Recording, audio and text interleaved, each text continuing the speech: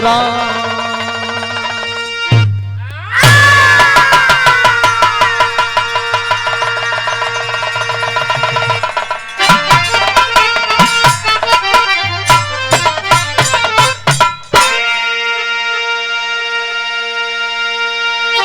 शांति से सुनिहन सबे वीर और वीर के वीरताई।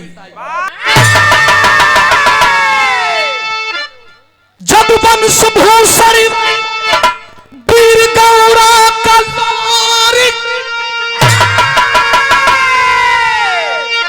अरे अगोरी से चला लेके मजरी का डोला, अरे जंग में खन बिजुलिया अरे खचा खच चलेगी, अरे लहू में रंगेंगे अरे बाबर वीर चोला। हो ताकत अगरी बाजुओं में तेरे, अरे राजा मुलाहित आके पंजा मिरानी, अरे जदुवंश का हंस ललकारता, अघोरी से मजरी का डोला उठा ले।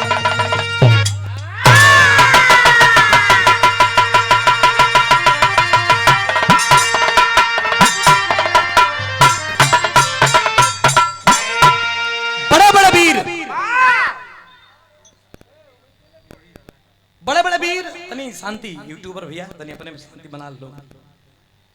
बड़े बड़े वीरों की कथा हमने और बिरहा कलाकारों ने पेश किया है। हमारे गुरु जी मनमंता का बिरहा गावत लोरी का मन सुनल गए, हम कनिया कि अब हमन केकर गावल जाओ, कुछ बढ़िया कहानी मिलो। तो कहानी एक मिलल, लोरिक बियाह करायो बदे ना गई रहलन। लोरिक अगोरी जौन सोनभद्र में पड़ेला, अगोरी किला में राजा मुलागित का गुमान तोरे बद गई रहल। अत्याचार अयासी चरम सीमा पर रहल। अजीत भैया वो राजा मुलागित राजा जो उत्तर प्रदेश के सोनभद्र जिले में जिसका निवास था, बहन बेटी गरीब का अगर जवान होगा तो बुला के अपने महल में जंघा पर बैठावे। लोरिक गैलन गुमान तोड़े बदे जब गईल हमन, तो एक तरफ मुलागित राजा और एक तरफ लोरिक। बिरहा में कोवाली का टुकड़ा बा, पुरान कोवाली है लेकिन एक कसी साजो है।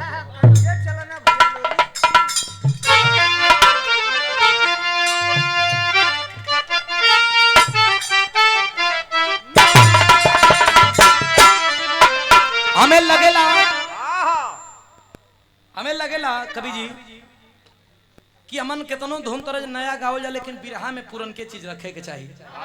लेकिन कुल बिरहा का ही रहो, अगर नया चीज हमारा रख लेबा तो मजा ना आवेला। कुल रामदेव गुरु जी, बुल्लू गुरु जी, सिमरत गुरु जी, बड़े बड़े कलाकार एक गईलन, लेकिन तब वो नया है। कैसे मास्टर?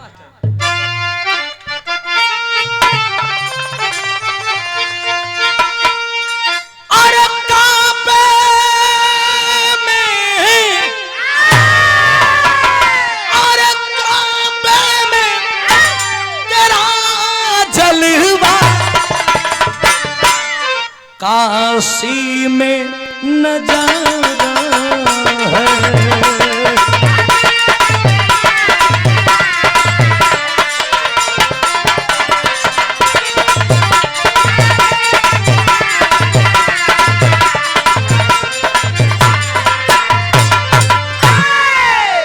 एक तरफ लोरिक और एक तरफ मुलागित राजा।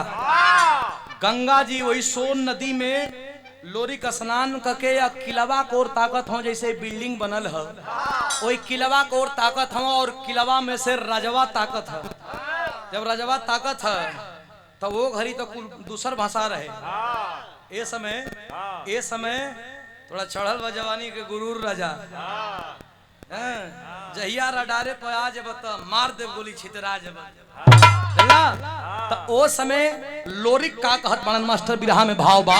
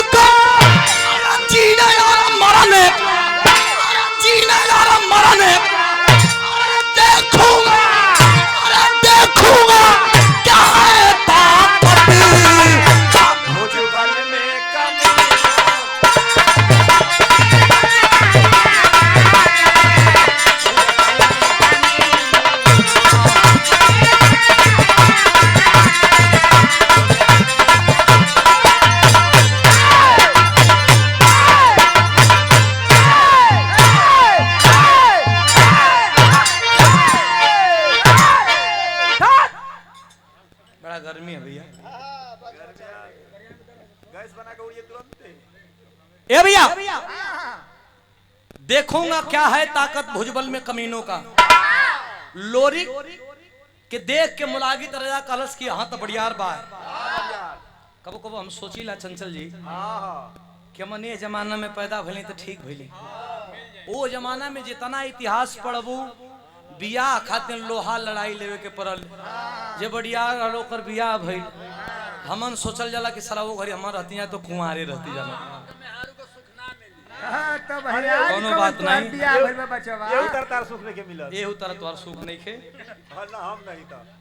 अगर हम नहीं तो कोनो सुख नहीं मिलत। ए भैया लोरी के मारे बदे मुलागित राजा मीटिंग करके हमरे दोनों अजीत भैया का लोरी का जो गर्दन काट के लाएगा लोरी के सर के जितना वजन होई उतना ओके सोना दान देवल जाई। बड़े बड़े वीर लग गए कि लोरी का गर्दन मैं काट के लाऊंगा मैं काट के लाऊंगा। लेकिन उसी महल में एक राजा का चेला रहल जो ने चेला का नाम रहल रंपा भाट। रंपा अरे वाह का बिराह यही पे एकदम हो। गुरुजी गइल मनमनता हम गइली रंपा है ना। हाँ जब कोई जी कहता हूँ ठीक है। रंपा भाट कलश की लोरी कमल लोरी इतना बोल हम मार दे तब हाथी का जमाई आ जाई गिर जाई चौंधिया जाई। कमल लोरी का बात करत लोगन कहले भैया लोरी बहुत बड़ा पहलवान ना वही का गर्दन काट के लिया के कल मांस मंदिरा का व्यवस्था किया जाए तभी जाएंगे हम। तब मैं जाऊंगा और जाकर के मांस पके में हम लोरी का गर्दनिया लेके आई। वार्तालाप हो रहा बा बिरहा में तरज कितना बढ़िया बा भैया।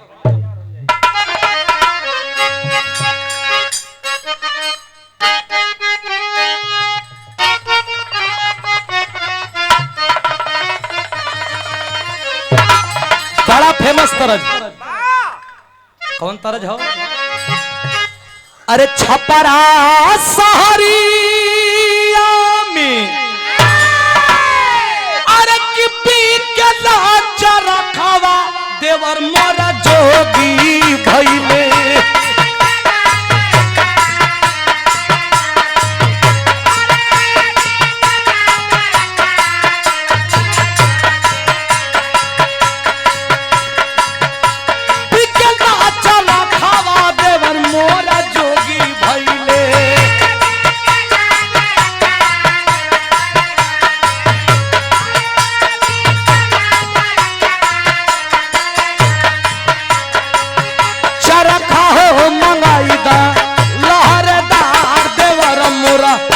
हो भइले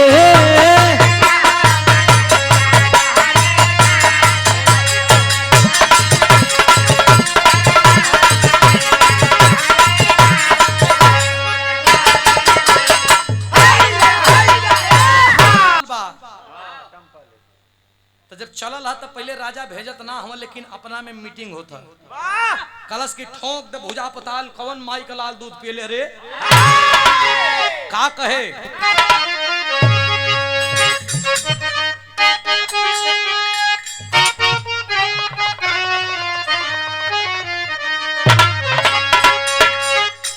चचा नहीं हो तैयारी में तो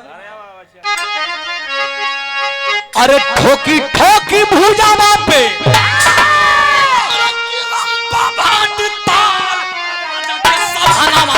बोलल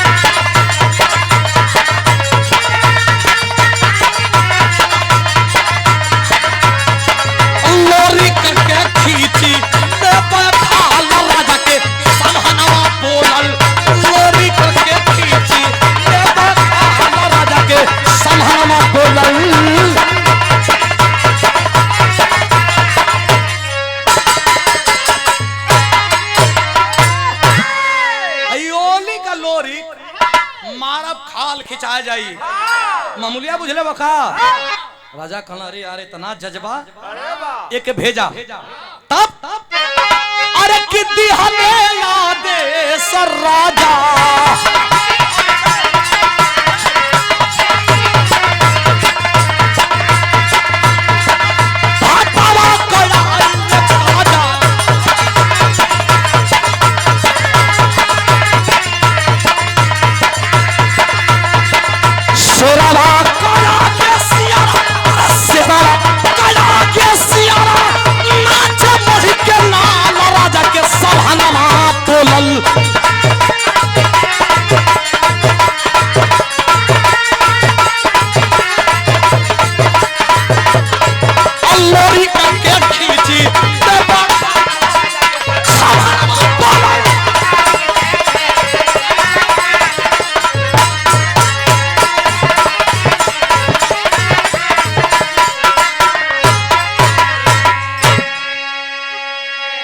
केहू माई का लाल नहीं कह सकेला कि तू 50 छुअत हुआ जल्ला 50 है हां 25 का 20 हुआ बे हमारे आदरणीय बड़े भैया गुड्डू खलीफा उसरी गाजीपुर ये आप गर्जियों जी के द्वारा पिराहा कलाकारों से बड़ा लगाव रहेला दिल्ली में का समय आप दिल्ली की धरती पे इस समय है आपके द्वारा पुरस्कार 100 रुपया कोट कोट प्रणाम धन्यवाद प्रणाम पहुंचे आशीर्वाद की कामना है और आदमी हमारे बड़े भैया ब्रजेश मौर्य जी वन देवी म्यूजिक वर्ल्ड देखा कलाकारन के प्रति भी यूट्यूबर भैया लोग के प्रति भी बहुत नेह रखेलन आदरणीय हमारे बड़े भैया ब्रजेश मौर्य जी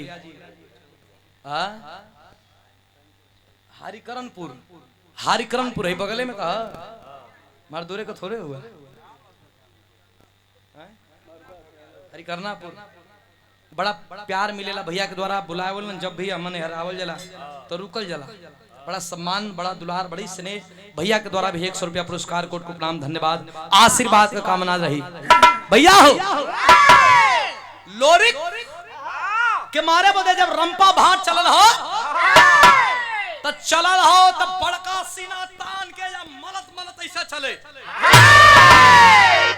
पहुंचल तो मैं जवान रियाज पानी कह के भोजन पानी कह के आराम फरमाउत रहना पहले के करा कहन पहुंचल अजय धोबी के बड़की शरीर देख के कलश की बस बस बस बस यह लोरी खो जा कलश अरे लोरी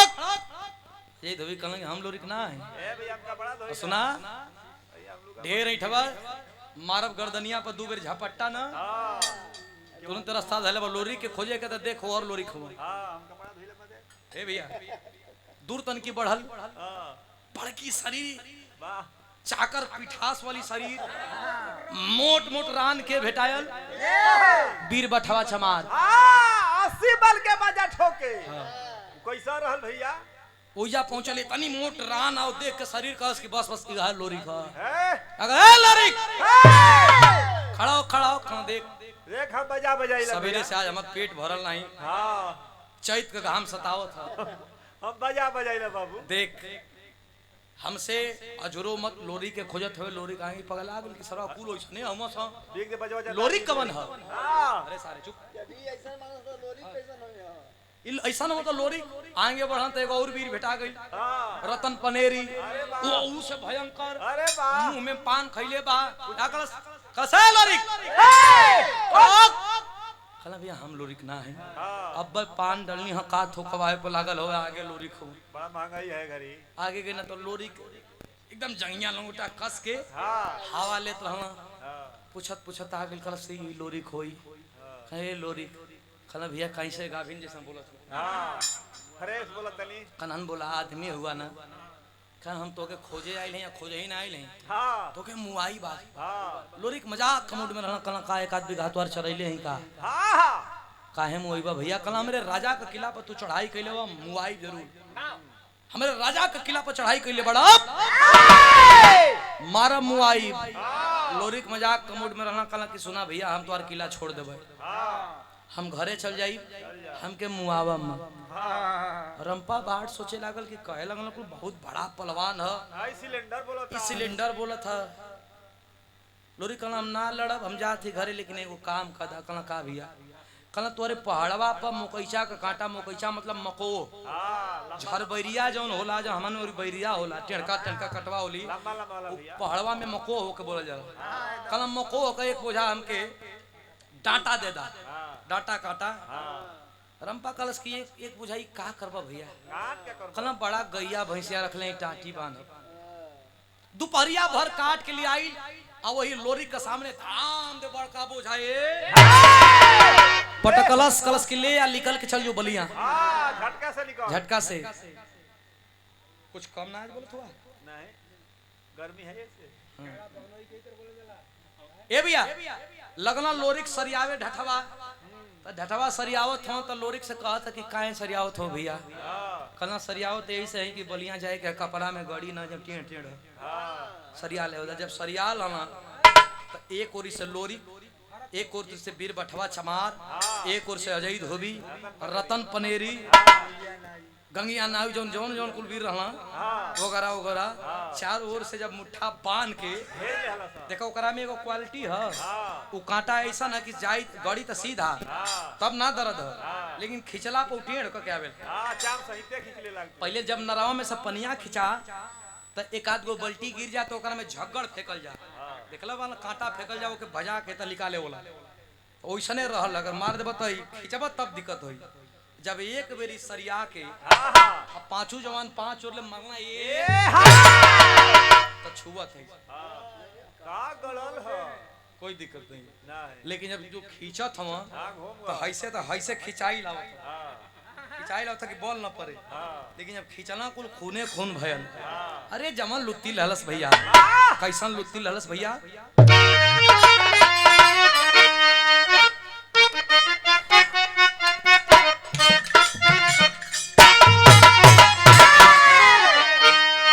गुरिया दिन भर कई के कटियो,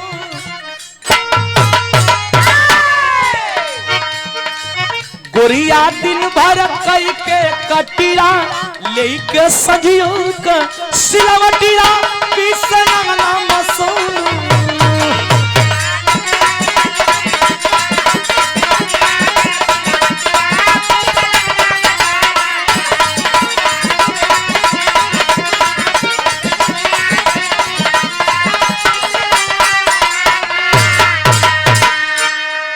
लेकिन रंपा भागल लेके जानवा, रंपा भागल लेके जानवा, गरजल जिरहुल पर हो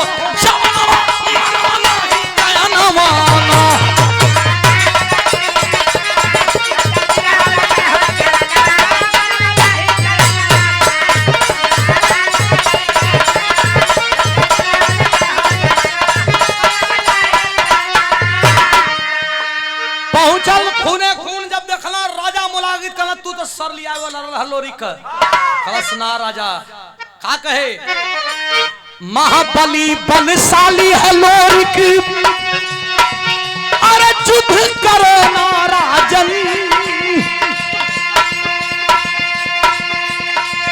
अरे कभी ना आएगी मजरी तेरे दुल्हन बन के आंगन।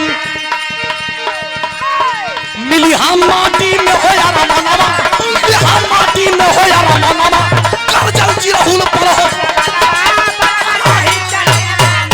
मिली हम।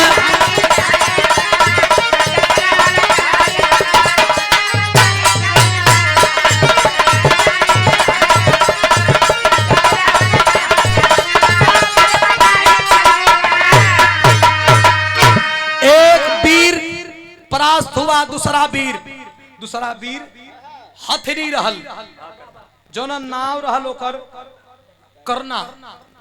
नॉर्मली हाथी आदमी कहाँ जब करना हाथी पहुंचल तो वो हाथी का भी लोरिक श्रृंगार कैसे कहना अपने तलवार से कैसे करत बनल मास्टर, टेरी के भाव बा।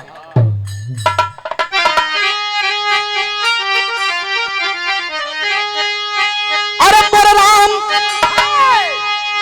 लहू से धरती लाल हो गई, हाँ लहू से धरती लाल हो गई। अरे कैसे भूली जमाना गया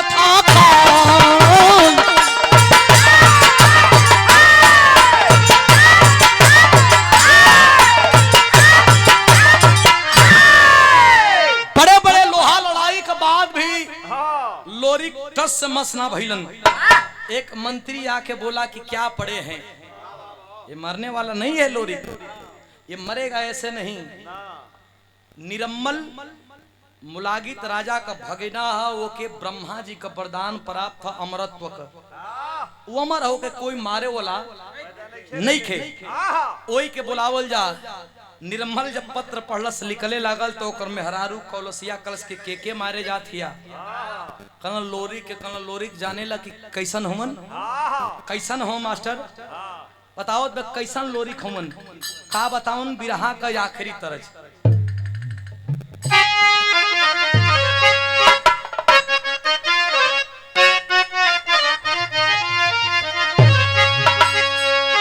जब लड़ाई लग रहल तो यही गाजीपुर का अब्दुल हमीद शहीद भई रहलन। उस समय हमारे गुरुजी कैसेट में भाव के गले रहलन। ओए भौवा बाकी अरे गरज पड़ा अरे गाजीपुर का गदेला गरज पड़ा।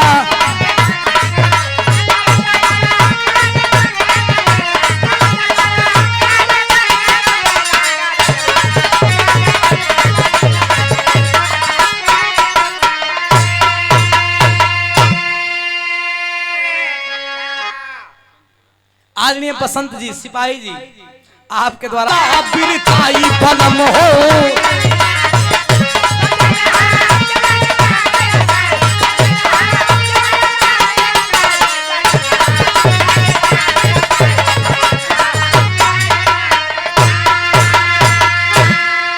लोरी के कहलस कौलसिया की दाहिने भुजा पर दुर्गा विराजे, बाएं बन सकती माई, बलम हो जानी ला बिरताई। हम कहलाए भैया कि दुनिया में कबो कबो अपन मेहरारू का बात मान लेवे के चाहिए। काहे कि विवाह का समय तोहार 7 फेरा में संगवा वो घुमली और तोहार आधा शरीर का मलकिन होली हैं काजी अनहांगनी होली। तो लोरी के मारे जा, लेकिन लोरी बड़ी बलवान हो तो से ना मरी। हाँ छटक कलश की तो के जन करिए ना।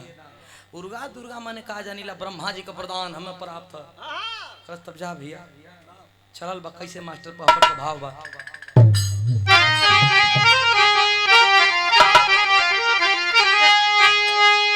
तनकी सा देला भैया।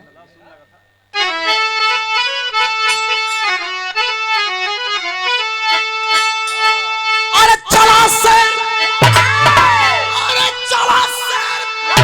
कोट सरका पीर पिकराना ज्वाला धधकल बाप। अरे कपार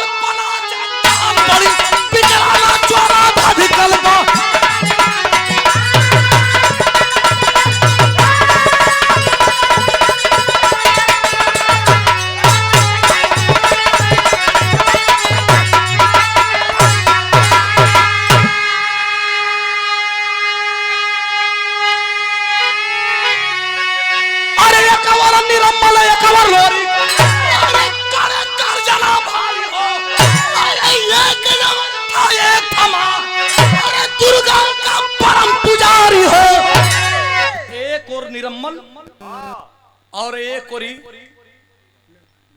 और लोरी, दोनों लोगन गर्जना करे लगन। एक अमर था और एक था माँ दुर्गा का परम पुजारी हो। देखली कि एक और ले निरम्मल आवत था, एक और ले लोरी तो दुर्गा माई आसमान पकड़ लली। कली तय अमर है आई हमार शीशे हमार लइके बा। अब बड़ा दुविधा में पड़ली। ऊपर भंवर मारत है लेकिन करत काई मास्टर।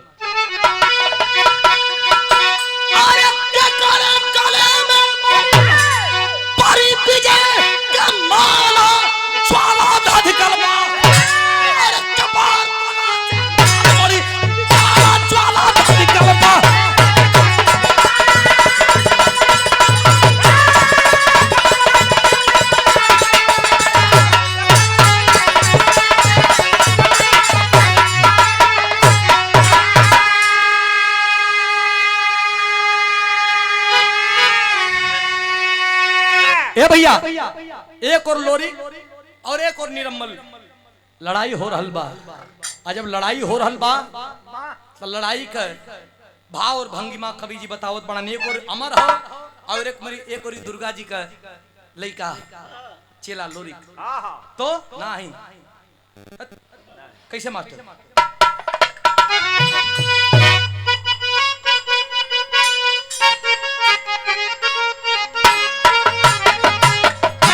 अरे की भूजावा बच करे विराज दुर्गा माई भैया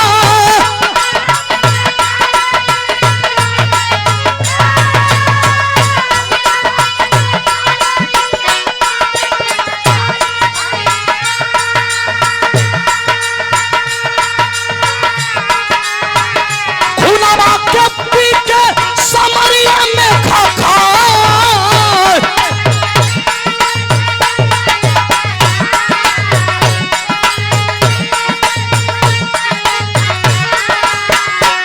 अरे कैसा कोई मारी अरे कि वो के दुनिया में भैया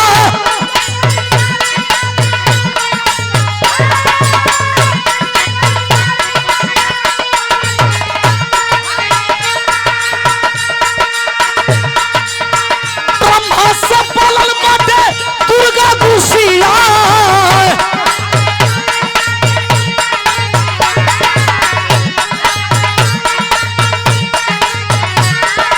अरे कि निरामल के माउतिया काटा यही घरिया भैया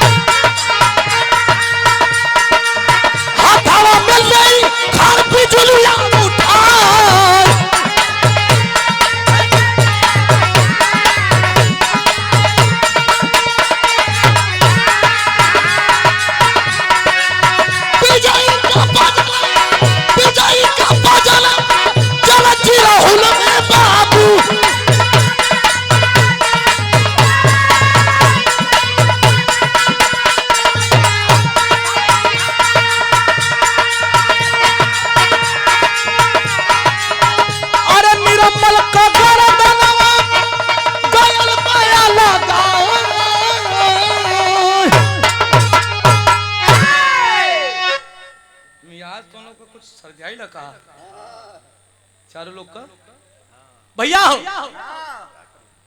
लोरी एक तरफ जब लड़त पड़ा निर्मल से जब मेरी गर्दन काटा तब मेरी गर्दनियां जुट जा दुर्गा माई और तकला की देख माई बड़ा लोहा लड़ाई जितनी लेकिन लगत है कि आज ना जीत भाई जो मेरी गर्दन काटत बनी तब मेरी सट जाता दुर्गा माई गईली हो ब्रह्मा जी का लग गए और ब्रह्मा जी से कलिए कि हमार भगत का बेटवा लगत पर मर जाई कोनो उपाय करा देखला कि अमर हो ओकर पाती फरलन अच्छा पाती फरलन भैया यूट्यूबर वाले शायद भैया तो तुम लोग से बेसी हमारे घर में होता क्या करिए तब भैया 2 मिनट और बर्दाश्त करा माई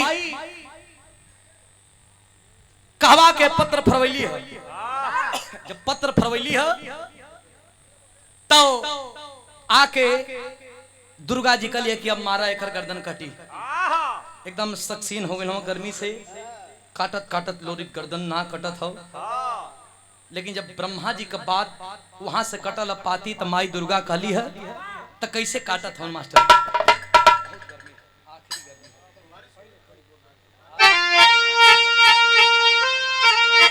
हम कहते हैं कि आखिरी गर्मी है तो आगे कहता हूँ कि खड़ी बोलना हम अलहो को बात कोनो धोना लागेला का भाई अरे बदे देश में बड़ी बुर्बक कभी में वाला बहुत बुर्बक पर अरे पानी आ गेल का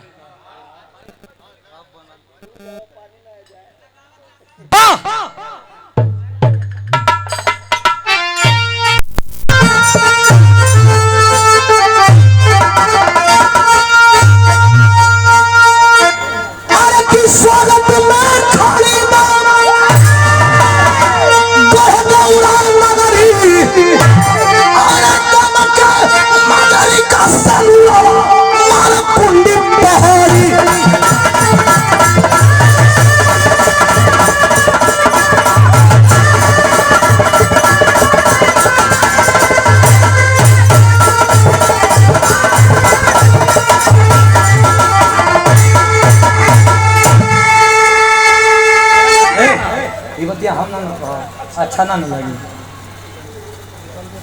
गुरु जी का नाम लेकर तो उनका चेला बढ़िया निकल चुका है, ये बतिया हम तो तरीके ना लगे। आपका स्नेह है, आपने कहा हमारे लिए एक वरदान साबित हुआ। मैं आपको बहुत बहुत दिल से धन्यवाद देता हूँ। आदरणीय सिपाही जी के द्वारा पुनः पुरस्कार, कोट कोट प्रणाम, दिल से धन्यवाद।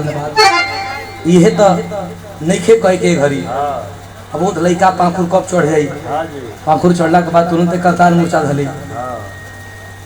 विजय लाल ओनली वन, एक चीज, खाली एक, वो मात्र एक पीस, कोई ना हुई महाराज। ये तना